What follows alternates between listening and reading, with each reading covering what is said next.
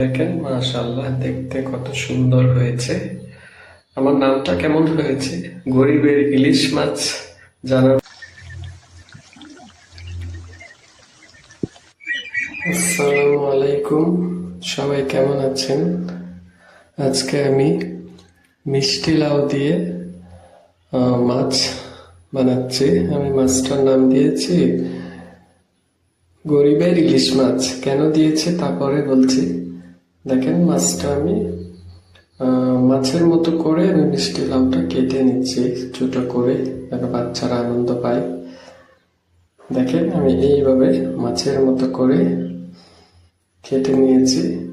এখন আমি সবগুলো ধুয়ে বাটিতে লবণ, হলুদ, মরিচ, বেসন, অল্প মশলা, খুব বেশি মশলা আমি দিইনি, সবগুলো ভালোভাবে মাখিয়ে নিচ্ছি। আমি গরিবের ইলিশ মাছ নামটা এই জন্য দিয়েছি, কারণ এই মাছের এত দাম, যারা উচ্চ মধ্যবিত্ত তারাও কিনতে ভয় পায়। সাধারণ মধ্যবিত্ত যারা, তাদেরও ধরা ছোঁয়ার বাইরে।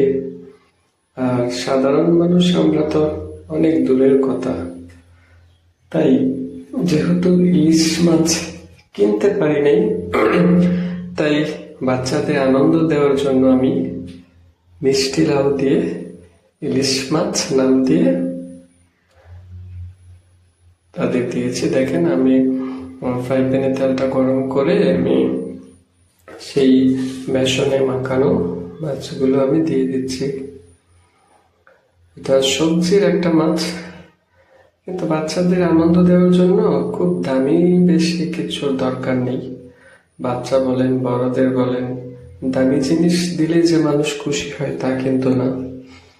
ছোট ছোট জিনিস টাকা ছাড়াও মানুষকে দুটা কথা দিয়েও কতভাবে খুশি করা যায়। দেখেন, আমি মাছগুলো বাদামি করে ভেজে নিয়েছি। আরো কিছু ছিল, সেগুলোও আমি ভেজে নিব। ইলিশ মাছের দামটা যদি একটু কম থাকতো সবাই খেতে পারতো। এটা এত দাম, উচ্চবিত্তরা ছাড়া এই মাছ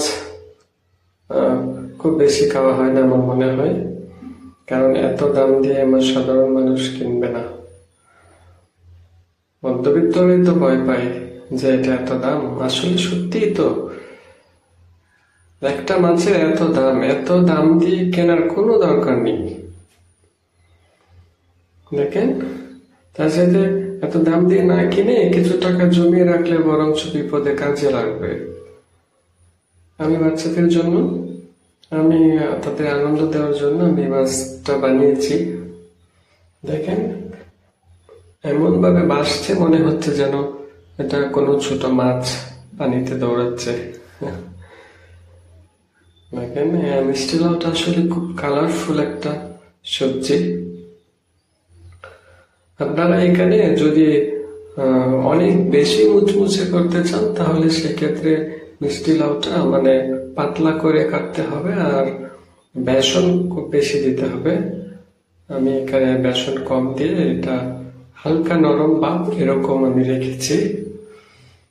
সবগুলো বাজার শেষ, আমি নামিয়ে নিচ্ছি, তারপর আপনাদের পরিবেশন করে দেখাবো।